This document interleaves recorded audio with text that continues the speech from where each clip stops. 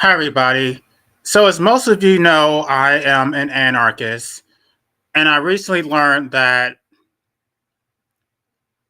socialist or anarchists are considered socialists, but I guess there are two different kinds of socialists. There's Marxists, and then there's anarchists. I guess communists too, but yeah, anarchists are completely different from Marxists. And I was trying to understand why the Marxists are supporting Luigi Maggiano, his shooting of the CEO, but they would be opposed to shooting a governmental official, right?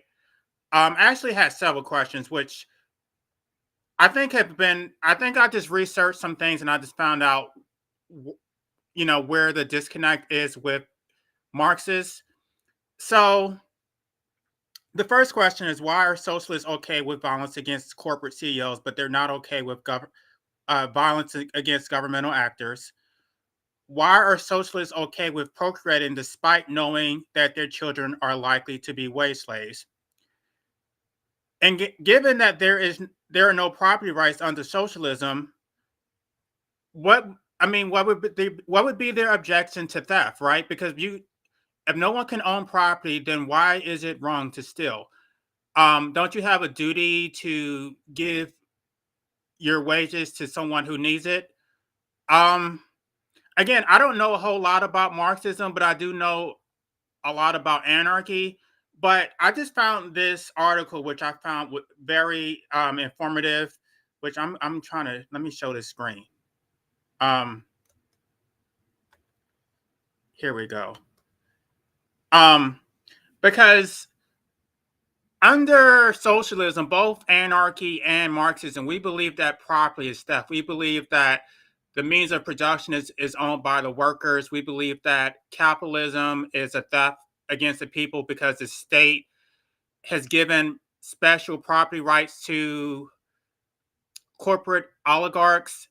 So they basically get to live without working, right? And as an anti-natalist, we're against the imposition of life, and one of those reasons is because of wage slavery, right? You're subjecting your children to a lifetime of corporate drudgery.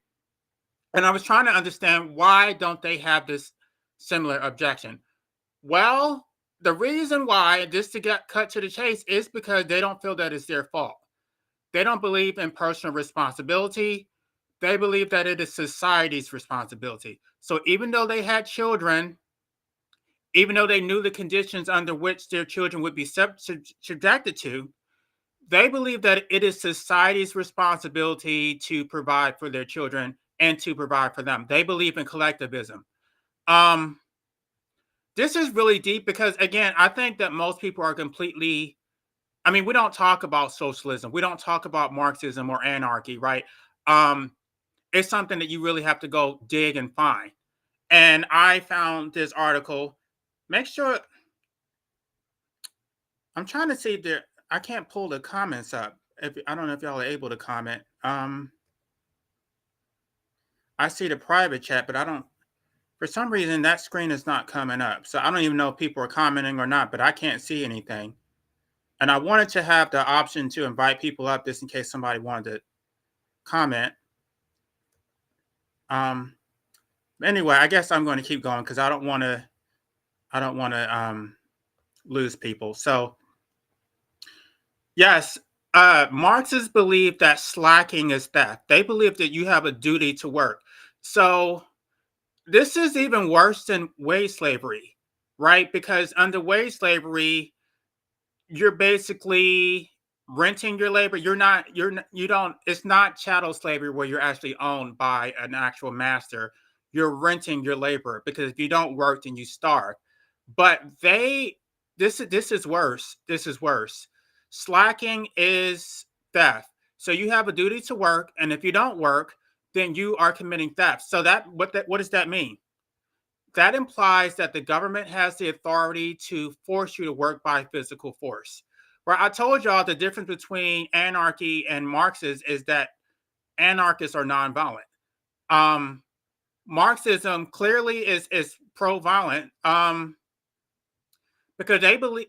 I'm going to go through this article. This is not. There was another one that I wanted to find which specifically says slacking is theft, but it was behind a paywall or something. I couldn't pull it up. So hopefully this is going to be good enough. So from each according to their ability. Individualism ought to be the efficient use of the whole individual for the absolute benefit of the collectivity. This is Che Guevara. Hopefully, I'm pronouncing his name right. Um, Here are two things, and they keep talking about socialism, but I just want to emphasize that there are different forms of socialism. When they say socialism in this context, they're talking about Marxism. Here are two critical things to know about socialism. It's founded on compulsory duty, and this duty has shaped the entire philosophy. For over 170 years, socialism's requirement of duty has been defined by the famous axiom from each according to their ability. French socialist Louis Bloch coined this phrase that remains the socialist standard today. So, in the context of that shooting by uh, Luigi Maggiani, which I don't know if I'm butchering his name, the reason why they are okay with him doing that is because they believe that that healthcare company had a duty to provide for the public, right? It's not even based on a contractual duty. It's not even what are the terms of your healthcare plan, right? No, they believe that because you have a skill, that you have a duty, even if you're not compensated for it. The fact that somebody would die in the absence of you providing your services, that means you have a duty. So you're supposed to just do it. You're not supposed to get compensated for it. Now, anarchists have a different take on this because I believe in a free market. I believe that if you can't afford a medical doctor, then you should have the right to hire whoever you want, even if they're not licensed. You should be able to hire a crackhead off the street to perform brain surgery. If that's what you want, if you trust that person, you think that they're knowledgeable enough, then you should have that right. I don't believe in occupational licenses, but they believe that you have a duty to provide for the collective. And if it's only a handful of you, then basically you're going to be living your life in service to others. This is so irrational. I didn't know. I did not know anything about Marxism, but this is dangerous. Yes, you have a duty to everybody. You are your brother's keeper. The more one can, the more one must. Hits the axiom from according to his ability, that is the duty. Socialism says all should be born owing their abilities, their time and talents to society. This requirement of duty both reflects and enforces the socialist worldview that sees us as cells in the body of society, as cogs who exist to play our humble function in a great social machine. Um, so they're anti capitalist, but they're pro status. And one of the things that we're against in the anti natalist community and even the anarchist community is that we're against cogs in the machine. We don't believe that children should be born to be wage slaves, but they think that this is perfectly fine. That's the reason why they continue to procreate. And when you say you present the anti natalist narrative, right, that your children are going to be born into wage slavery, they're going to look at you like a deer in headlights. They have no idea what you're talking about because they think that you have a duty. What they think is their child is going to be something great. Their child is going to contribute something to society. So they're actually sacrificing their child to society. And I think they know that they're doing that. I'm not sure that all of them are that knowledgeable about what Marxism is, but that's what it is. You're sacrificing your child to the state. You believe that your child has a duty, and you're perpetuating in that cycle also because you're creating a wage slave for the system, and you think that this is ethical. The liberal philosophy that underpins democracies like the United States, Canada, France, and Japan rejects mandatory obligations to give our time and talents to others. Liberalism rejects such duties, be they king or queen, to fascists calling themselves to the community or to socialists calling themselves society. Um, yes, and that's something that Ayn Rand addressed. She said that there is no such thing as a collective or the the public, right? It's just a collective is just a collection of individuals. So you can't protect the rights of the collective or of society unless you're protecting the rights of the individual. So if you don't respect individual rights, then you don't respect the collective. The founding principle of liberalism is that we each own our own lives free and clear, the principle of self ownership. It says others should not, without our express consent, have the power to control our time or talents or to interfere with our right to define our own lives. Socialism repudiates this fundamental liberal belief. Again, they're talking about Marxism. They're not talking about other forms of socialism. Socialism starts by demanding that all return to duty and to obedience. It imposes a duty it imposes a type of duty that contradicts liberal principles. Socialists admit that duty of the type socialism demands is strikingly absent from liberalism and also from the constitution of liberal democracies. Oh my gosh, this is so dangerous. Um, Socialist duty is dangerous. It's not only illiberal, but anti liberal. It morphs our time into what society treats as society's time, right? Because you're basically a slave. It gives those running socialist society the very power that liberalism is designed to prevent, the power to control the lives of citizens, right? Again, Marxists are not anti-statist, they're only anti-capitalist. This duty is non-optional, this duty is a non-optional aspect of socialism. A socialist society cannot be created without this power over our lives. The last century's experience with socialism were humanitarian disasters, despite their hopes and promises of socialists at the time. What went wrong? Duty. Socialism's duty of each according to their ability overrides individual rights, making it all too easy for authoritarians to seize control. This is one of the critiques that anarchists have of Marxists, that you can't affect change or you can't make an egalitarian society through the state. You have to do it outside the state because statism is premised on violence. Um, so no matter how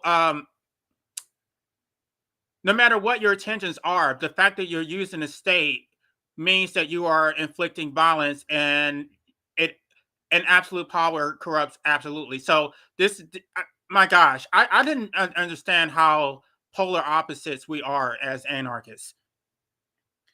The belief that we owe our abilities to society leads those running socialist societies to treat people as resources to be used and used efficiently, as the iconic socialist Che Guevara puts it.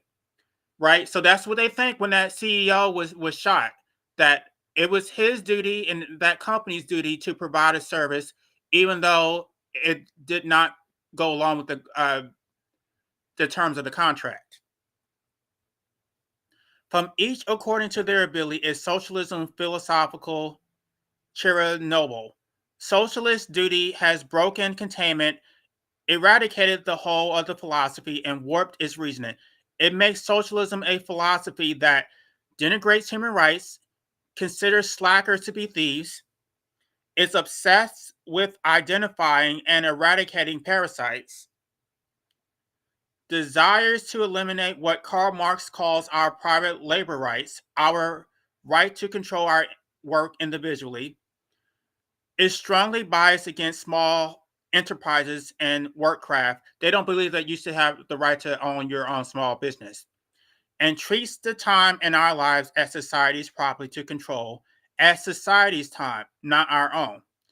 Let's explore these 6 ways the duty from each according to their ability has contaminated socialist philosophy. The ripple effect of socialist duty. Human rights seen as rubbish. The slacker considered a thief, excuse me. Millions judged to be parasites. Authoritarianism. Private labor attacked as a defect. Craft vanishes from the new social order. Our time becomes society's time. Our so called rights. To socialism, duty to society always beats individual rights. That is, that this is the case is simply a given. If socialism permitted our rights to override the duty from each according to their ability, it would no longer be a duty. Socialist philosophers don't mince words when it comes to socialism prioritizing duties over rights. They explain that socialism favors duties because it compels us to work on social goals, whereas rights are a problem because they permit us to resist. Gosh, and two of the innumerable examples of socialist philosopher praising duty and disparaging rights celebrated socialists R.H. Tawney and J. Ramsey McDonald respectively report. Society should be organized primarily for the performance of duties, not for the maintenance of rights. Duties, unlike rights, are relative to some end or purpose, for the sake of which they are imposed. Rights are a principle of division, they enable men to resist. Duties are a principle of union, they lead men to cooperate.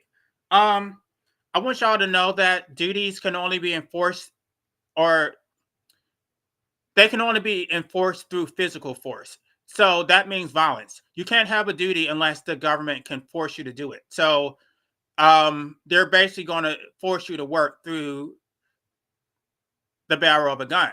Um, this is very dangerous. The state does not concern itself primarily with man as a possessor of rights, but with man as the doer of duties.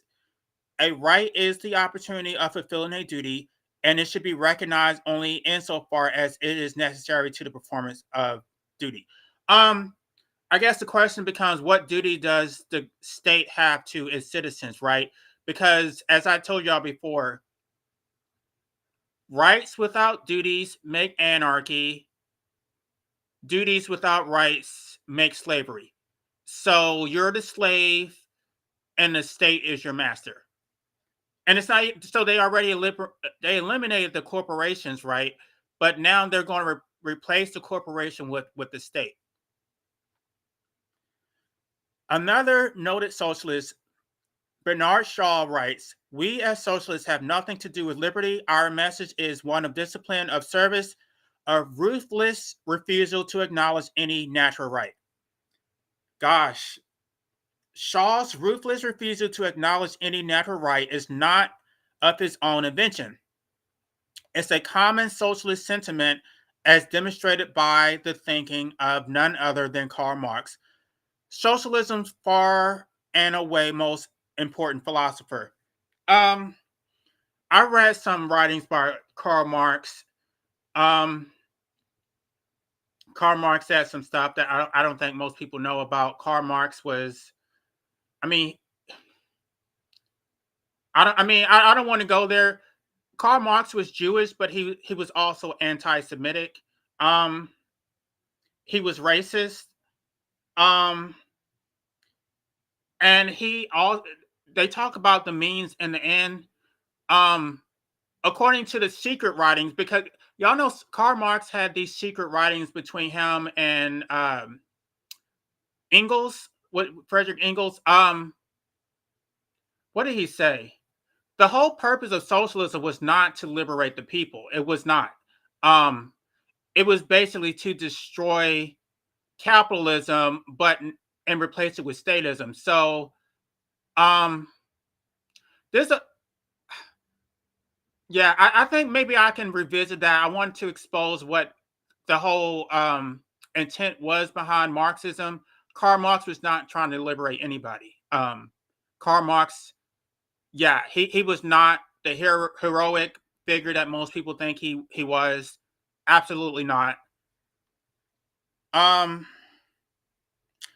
Marx flat out rejects the concept of human rights. He calls rights ideological nonsense and verbal rubbish. He refers to them as so called rights and supposed rights. Marx thinking has defined socialism for the last 150 years and still does today. Michael Harrington, the founder of Democratic Socialists of America, even says Marx should be considered a democratic socialist. Not only does this show Marx remain the socialist messiah, but it also illustrates the dubious meaning of democratic and the term democratic socialism. One can be a democratic socialist despite considering rights rubbish and nonsense.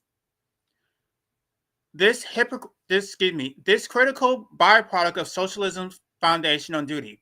Socialism will forever place duty above rights. They are slackers, that is to say, thieves. To socialism, the slacker is a thief, and shirking work is a crime. Henry Saint Simon Grauches Bidyoff, I can't read these. I don't know if they're Russian. I can't read. Fidel Castro provided 3 examples of the dozens of prominent socialists who attack slackers and slacking. They tell us, respectively, they are slackers, that is to say, thieves. No one can, without committing a crime, shirk labor. That person is a thief, a thief. The slacker, he is not going to become our exploiter. It's not even that you stole from anybody else. They believe that they are entitled to your labor. So if you don't work, then you are stealing. Um, it's an inversion of what anarchists believe. We believe that property rights are theft, but we don't believe you have a right to work for society. We believe in radical individualism. You may feel that choosing to be lazy is a waste of one's life. But even if that's the case, it's something altogether different to say that this choice should be considered a crime against society. Um, it is to a certain extent. I mean, if you want to be lazy and not produce, then you have that right to do that. But I don't believe that you have a right to take from other people.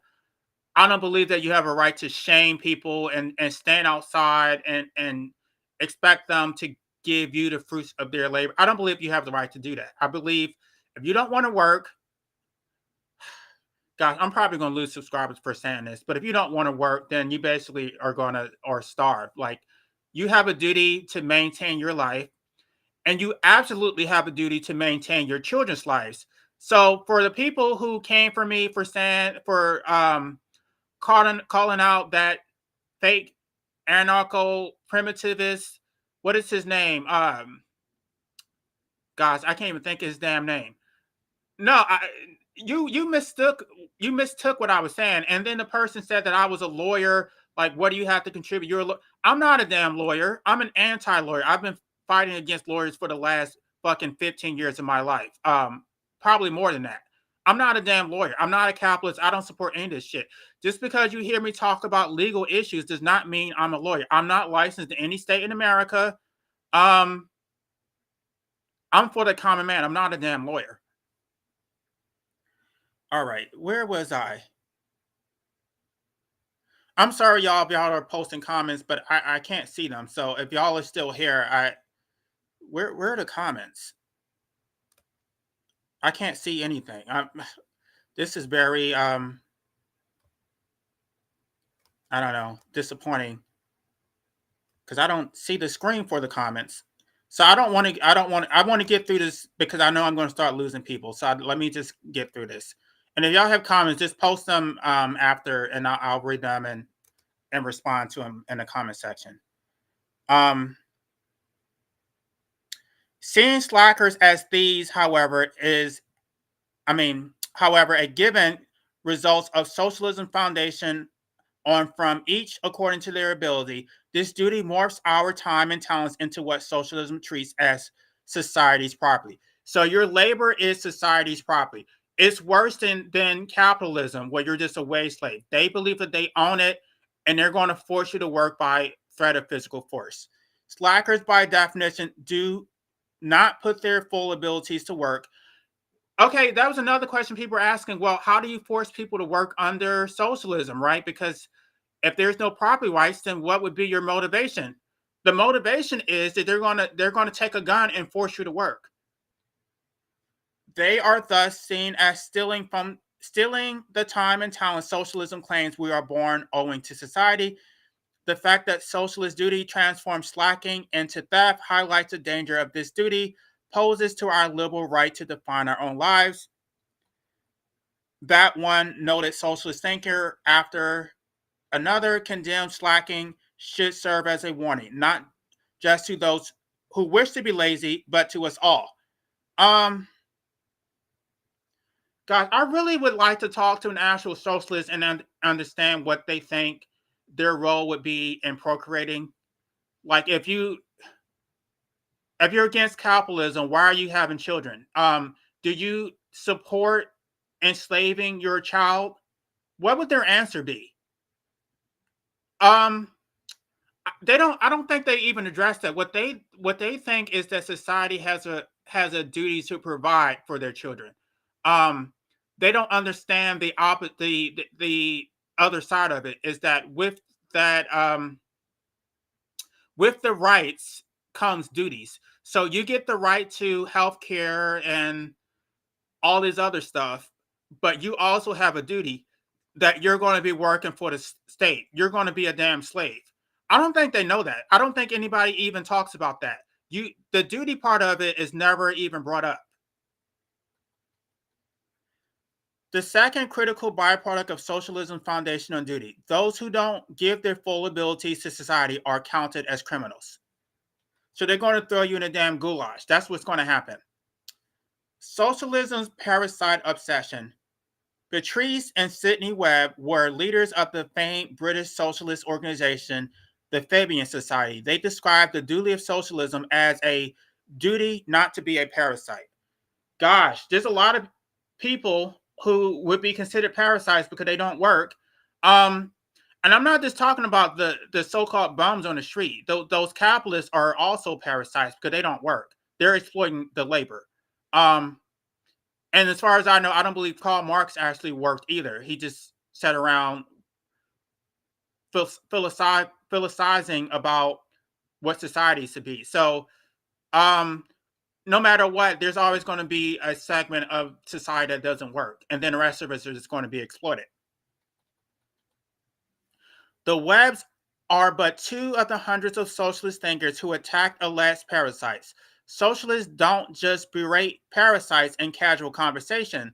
This term appears again and again in socialist philosophical writings. It's an expression employed by a non-generation of socialist thinkers, and it is still used today. Who are parasites to socialism?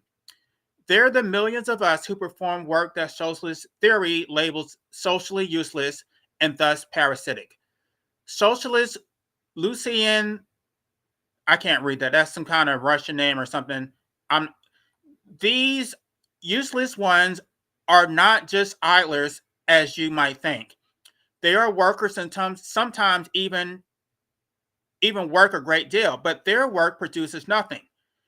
Now, these useless workers, socialism will suppress them. It will make them useful. Instead of being parasites, they will become producers.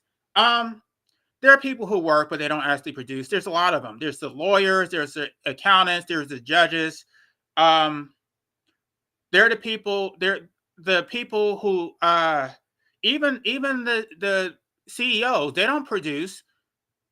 No, it's the people who are on the ground actually producing labor, actually generating wealth, and then you have the parasites. So I agree with them in that regard. We have a lot of parasites. There are a lot of people in society who become wealthy off the labor of others, and those people need to be addressed. Um, so I don't know. That part of it does absolutely make sense, but I still don't think you have a duty. Um, at least not a duty that can be enforced by the state. Like everybody should work to maintain their own lives, but the consequence of not working should be that you starve. It's not that you get thrown in prison.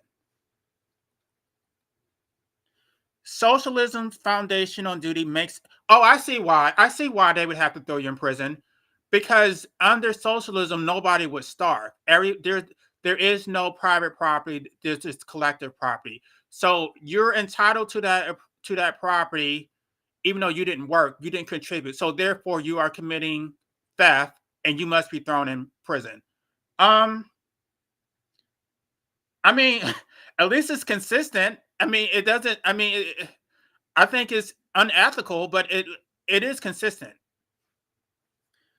Socialism's foundation on duty makes it a philosophy in love with passing judgment and with branding people as parasites. But the parasite concept plays a far more significant role in socialist thought than a simple name calling. Those whom socialists deem to be parasites are seen as a vast pool of wasted labor that can, thanks to socialism's foundation on duty, be put to work on tasks socialist choosing. Socialist theory is explicit that it has many sales promises to be fulfilled by forcing those just to be parasites to work on approved tasks. As Fidel Castro elucidates, socialist goals are achieved by purging socialist society of supposed parasites. We will have such an abundance of everything. We can have it with our work, with the effort of our working people, with a country of workers without parasites of any type. Only one other philosophy has a parasite fixation analogous to that of socialism, fascism. Like socialism, fascism rejects liberalism's lack of compulsory duty and demands that we be made to return to duty. Like socialists, fascists pass judgment on all. Are you or are you not correctly performing your duty to the community? Like Fidel Castro, fascists promise a duty of workers without parasites of any type.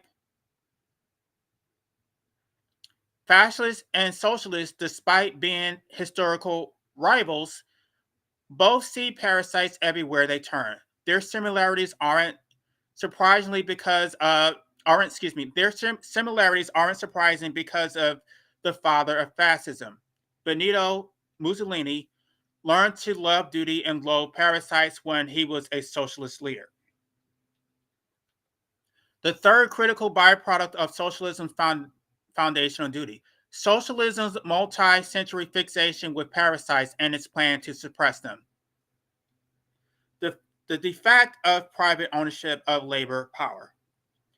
In our liberal society, our work is what Karl Marx calls private labor. It's private labor because the time we devote to work is under our individual control in the same way that our private property is under our individual control. Socialism objects to this liberal principle. For example, in his recent book, this must have been written a long time ago, The Socialist Imperative, the Democrat socialist Michael Leibowitz attacks what he labels the defect of private ownership of labor power. Leibowitz also describes our private control of our work as an infection that socialism must cure. Socialism calls for the abolition of private labor. That plan is for our private labor rights to be replaced by what Karl Marx calls directly social labor, which is our work under society's control. In a liberal society such as our current one, a society that rejects compulsory duties of the type socialism demands, there's simply no way for socialists to implement their plan to give society direct control of our work. The imposition of socialist duty changes all that. It sets the stage for the suppression of our private labor rights. I don't think they even know that. I don't think that the people who say they're socialists, they don't understand that socialism eliminates private labor rights. So because they're actually advocating for private labor rights, but they don't know what socialism or again, this article is called it socialism, but it's really Marxism. A fourth critical byproduct of socialism foundation on duty. What we do for work is under society's direct control. Craft, it is idiocy. Here's an aspect of socialist theory about which many are unaware. Socialism is strongly biased against small enterprises and craft work, preferring large-scale production and maximally efficient work, right? Because if you're doing this, large-scale production of labor is much more efficient, especially when they can do these studies to make you specialize in a very limited area, and it's going to be very monotonous, but and your life is not going to have any fulfillment, but it doesn't matter. It's for the greater good. That's why socialist Vladimir Lenin says, unfortunately, small production is still very, very widespread in the world, and small production engenders capitalism, and the bourgeois continuously, daily, hourly, spontaneously, and on a mass scale. And Lenin is only one of the socialist thinkers who state that small scale production creates capitalism nonstop, a result that obviously diametrically opposed to the goal of socialism. The socialist bias against small enterprises is also vividly illustrated by Karl Marx's outright rejection of craft work. Marx calls craft work idiocy and makes a snarky claim that performing it craft artisans into pinheads. Socialist thinkers can, as Paul Adler admit, that Marx completely rejects the craft ideal. There are four distinct reasons that craft workshops and other small enterprises clash with the socialist theory and socialist goals, but each of these conflicts is itself rooted in ultimate disagreement between liberalism and socialism. The debate over who should control our time and talents, we individuals or society. Thus, even socialism's bias against craft work results from its foundation on a duty to give our ability to society. The fifth critical byproduct of socialist duty, socialism objections to craft work and other small scale production. The sixth ripple effect of socialism's foundation on from each according to their ability is that duty morphs the time in our lives into what socialism treats as social. Excuse me. Let me start over. Is that this duty morphs the time in our lives into what socialism treats as society's property, as society's time. Actually, the link between socialist duty and a socialist view that our time is society's property is an instance of proverbial chicken and egg problem. Which comes first? Does socialism's belief in compulsory duty cause socialists to treat our time as society's time? Or does the socialist belief that our time should be treated as society's property result in a duty from each according to their ability? Let me see if anybody's still here, because I know this is a lot. I wish I could see your comments. I wonder if somebody has any questions or they disagree with this. This is really scary. If this is the society they want, then you definitely should not be procreating. Absolutely not. Yeah, I can't see any comments, y'all. I'm so sorry. They're not coming up. All right, let's keep going.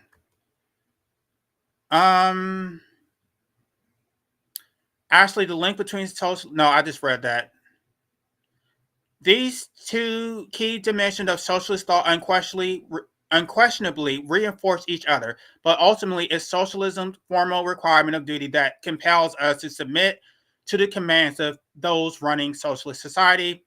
The constitution of socialist nations even includes socialism from each according to their ability, standard of duty as an explicit obligation of citizens. Gosh, I don't know if I should go through this entire thing, but this is really interesting. I want y'all to know. I mean, for those of you who don't stay to listen to the whole thing, I just want y'all to know that the end result of socialism or Marxism is that you're basically going to be a slave to the state. It's it's the complete inversion of what anarchy is about. We don't want you to be a slave to the state. Um, That is my objection to Marxism, because they only reject capitalism. They don't reject statism. So instead of being a slave to the corporation, you're going to be enslaved to the state. And they don't seem to have a problem with it. They don't even talk about it. They don't seem to have any objection to statism whatsoever. Um, we've already seen instances of how socialism treats our time as society's property as society's time. For example, it's the society's time principle that leads socialists to see slackers as thieves. Slackers, by being lazy, steal time that is society's property. By thinking of our time as society's property plays a far broader role in socialist philosophy than has been detailed to this point. Let's consider an additional example of how the society's time principle is a hidden premise behind so much of socialism, one illustrated by quotes from Lawrence Groland, Michael Leibowitz, and Karl Marx. Groland writes, as the state, the organized society, even labor does not give us a parcel of title to what our hands and brain produce. Um, Now, this is what we're told about socialism. We're told that socialists are actually against statism also, but they see the state as a temporary vehicle to basically destroy itself. So they're going to use the state to turn power over to the people. Um, but anarchists are against that altogether. We don't believe in using the state as a means of liberating people from the outset. But no, they're not going to turn it over to the people. They're telling the people one thing, they're going to keep the power for themselves, and then you're just going to be enslaved to the state. So this is not liberation at all. Why doesn't our work give us even a parcel of title, not even a tiny bit of ownership in what we produce? This thinking is a natural extension of the socialist belief that our time and talents are society's property, because socialism starts from the assumption that society owns our abilities. What we produce using them is considered society's property as well. Um, right. It's one thing to say that capitalism is theft, that they're living without working, but now you're basically using that philosophy against the people, and that is a problem.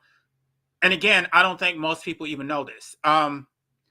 I don't think anybody's given any real serious thought to what socialism is about. Nobody's actually going to the drawing board and actually reading what Karl Marx and what Frederick Engels wrote. I read what they wrote probably about maybe 5 or 6 years ago, and it was some shit that really turned me off. That's why I'm not a Marxist. That's why I'm an anarchist. Like I mean, I don't think there's a perfect philosophy, because even anarchists are they're for open borders, I guess. It doesn't make sense. Um, if you have a duty to care for your common man, then open borders is even worse, because now you're going to be enslaved not just to the people in your community, but you're going to be enslaved to the entire world. Now, every immigrant that just came over and hopped over the border, you're going to have a duty to provide for them, right? Um, and does that whole notion that slacking is theft, does that apply to immigrants too, or do the immigrants get a I don't know, did they get a little phase where they don't have to work, or what I'm trying to think of the term. I don't know, like so they have to be integrated into the workforce. So I don't know how that works. This doesn't seem to be a well thought out philosophy. It's just something they think that this isn't ideal. I told the difference between idealism and rationalism. Um, yeah, these are idealists. This does not work in a real context. Um, where was I?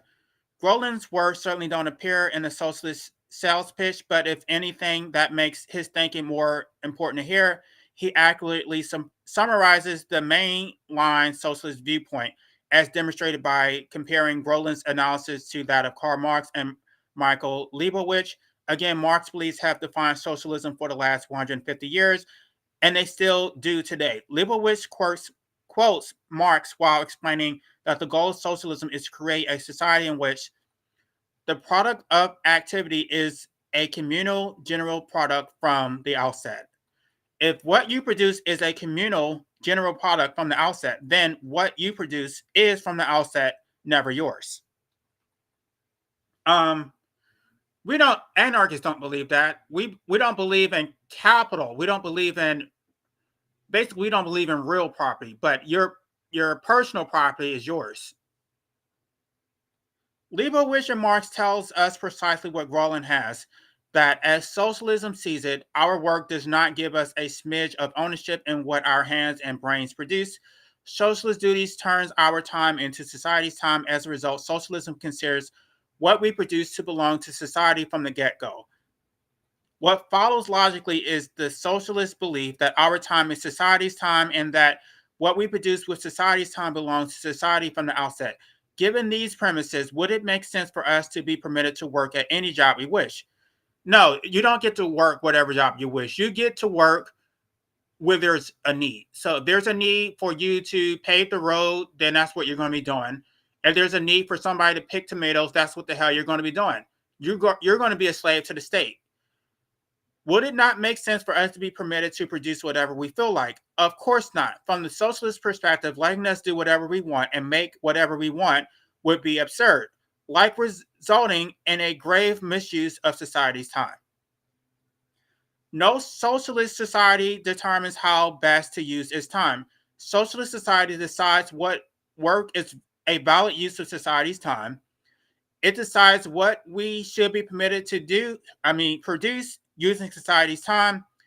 These benefits permeate socialist philosophy. As Fidel Castro says, you cannot talk of socialism if you do not promise the premise of the rational, optimal use of human resources.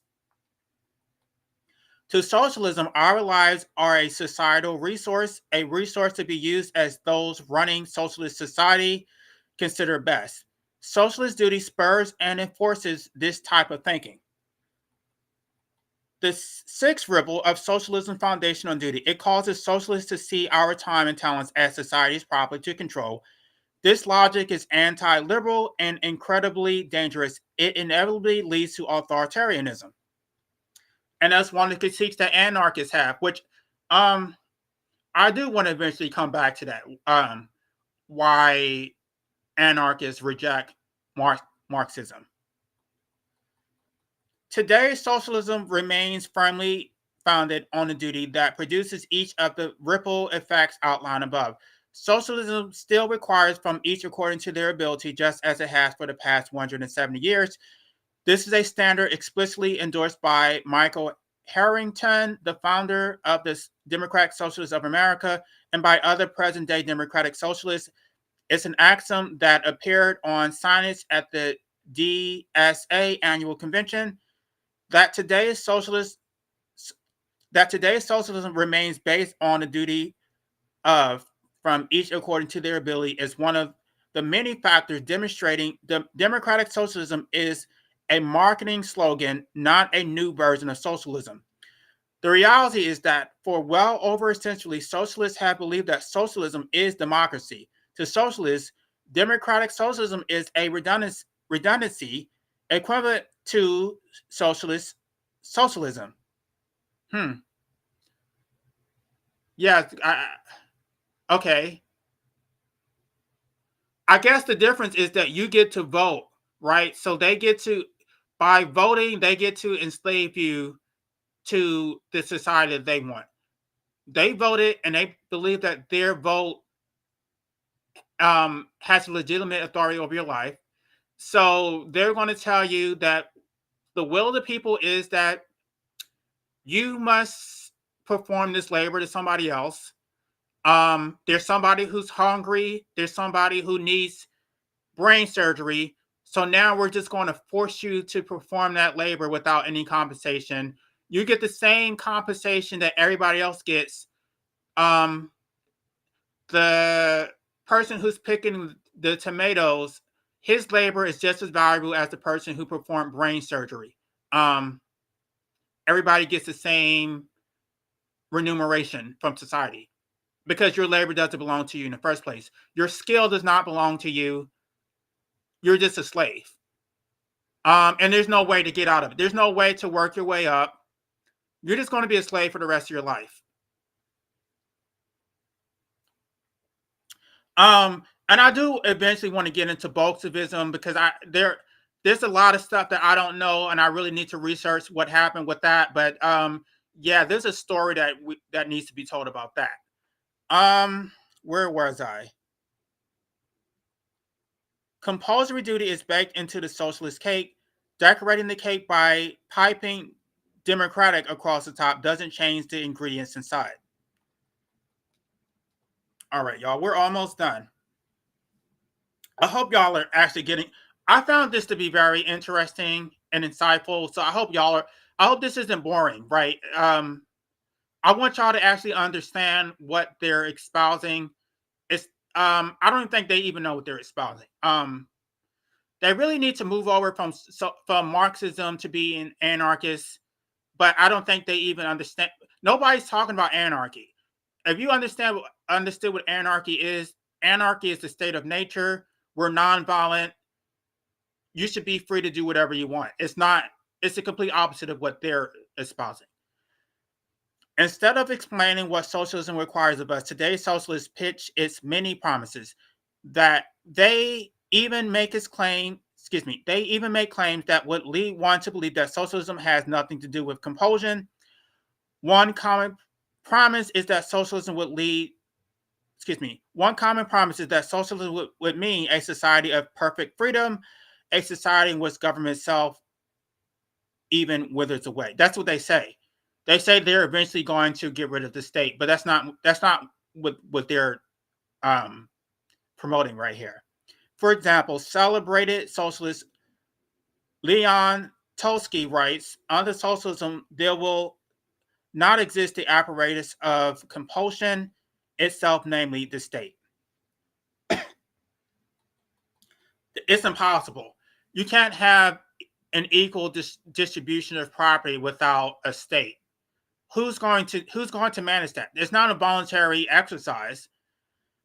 But unless the assumptions behind all such promises of socialist freedom are fully explained, they are in reality sales tricks of the most fraudulent sort.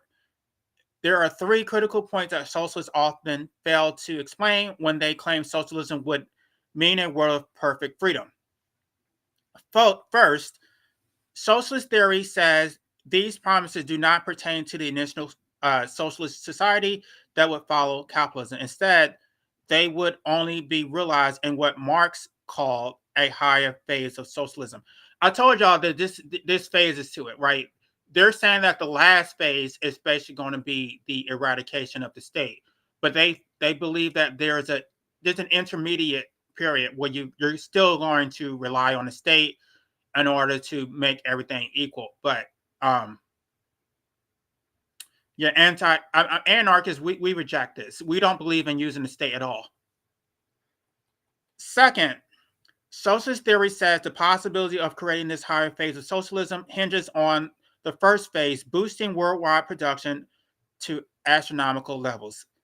Worldwide. So this is globalist. This is not even this a socialist country. This is going to be a global um new world order, essentially, if they get their way.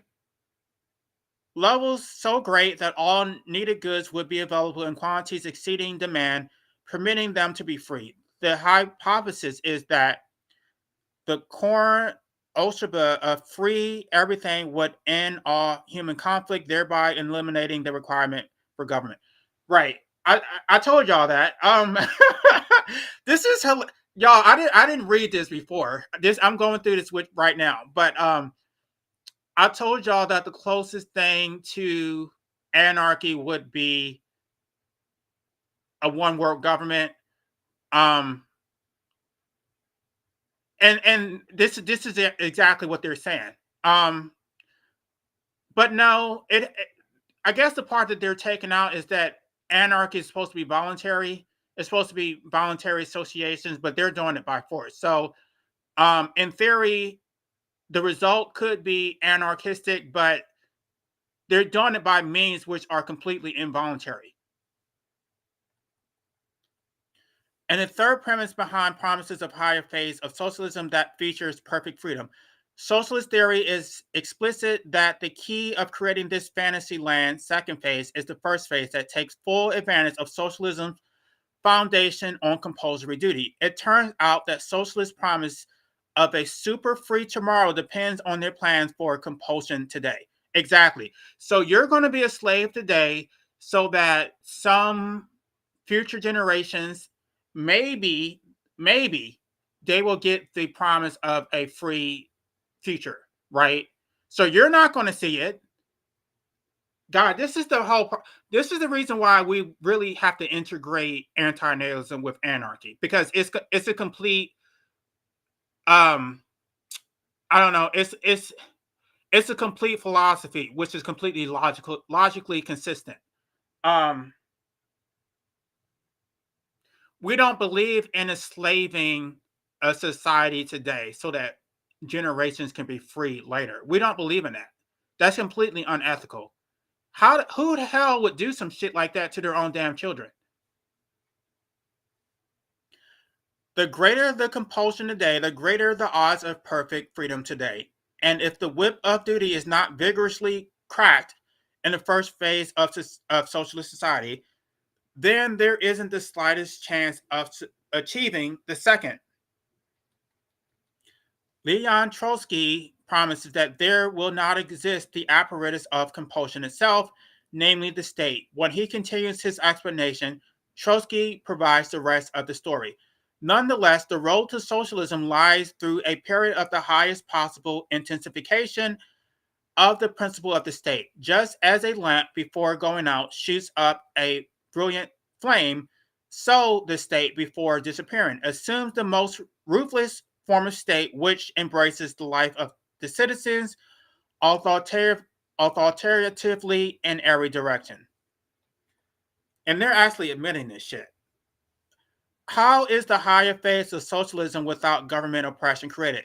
By a first phase based on the most ruthless form of state. So, in order to get freedom, they're going to enslave you through physical force. So, they're going to be ruthless in the beginning so that they can back off and then give you your freedom. I mean, and you're supposed to trust this shit. And who would voluntarily sign up for this?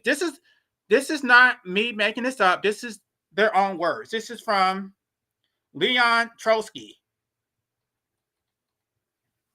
Once we understand the details behind socialist premises of perfect freedom, we come to realize that these promises actually reinforce the central role of compulsory duty plays in socialist thought. The efficient use of the whole individual. This is the individualism that results from a philosophy founded on a duty from each according to their ability, a definition that stands from the true meaning of individualism on its head. It's another example of how socialism's belief in the mortality of duty has rippled out to contaminate all of socialist thoughts. The whole of you is to be used and used efficiently at that. Your time and talents are to be used not as you desire, but for the absolute benefit of the collectivity. Who will decide how best to use you? Who will decide if you are being used efficiently? Who will decide when the whole of you has been consumed? One thing is certain, it won't be you. Let's see how much I have left because I don't know if I. Okay, this is it. It seems like this is it. So I'm going to read this last bit and then we're done. Okay. Why have history's socialist experiments sold as representing democratic socialism become human rights disasters despite socialist promises and expectations? Because when each must give according to their ability, someone must have the power to determine how that ability is used. Inevitably, socialist duty means absolute authority over individuals, and inevitably that authority falls into the hands of authoritarians. This is the critique that anarchists have of Marxism, which I do want to address. Belief in the morality of duty has convinced history's socialist leaders that they're doing Marx's works, if not God's work, as they created systems designed to ensure individualism via the efficient use of the whole individual for the absolute benefit of the collectivity. Nothing about socialist duty has changed in almost 2 centuries, nor can it. Socialism is founded on the belief in the morality of duty. Moreover, socialism has been designed so that it requires this power over our lives to function. Today's socialism, like yesterday's, is based on the duty from each according to their ability. And today's socialists, like yesterday's, sell their philosophy as democratic despite its foundation on its duty that makes every socialist experiment an authoritarian accident waiting to happen. Compulsory duty of the type socialism demand leads inexorably to authoritarianism. Authoritarianism is the ultimate ripple effect of socialism's foundation on duty. So that's it, y'all. If y'all want to read this, because I know I read it fast, but I try to get through it so I don't bore people. But I'm going to post that in the description so y'all can go back and read it for yourselves. But this is this. Okay, let me see where the comments are. Gosh, I know somebody. No, I guess they're okay, y'all. I'm going to post it in the description. Be sure to like, comment, and subscribe. Yeah, I was kind of on the fence. I was trying to decide. There are a lot of Marxists on here, and I was trying to maybe I could move over to the left. No, I cannot. I think I'm right where I am. I've read a lot about anarchy. There's really nothing besides open borders, which I don't know. I mean, that's not a big deal. It's not a big deal. Long as the philosophy itself is logically consistent, but Marxism, no.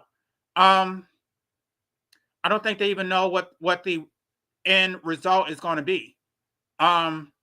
You're just going to be enslaved to the state. So, unless that's what you want, the reason why I did this is because that's the reason why they were okay with shooting that CEO. They're sitting up here saying that he was a hero because they believe that that corporation had a duty to the people.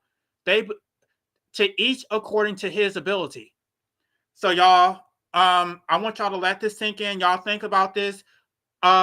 This is a very dangerous philosophy, and I reject it with every fiber of my being. So y'all have a good day. I'm gonna try to think of some other content to come back and talk.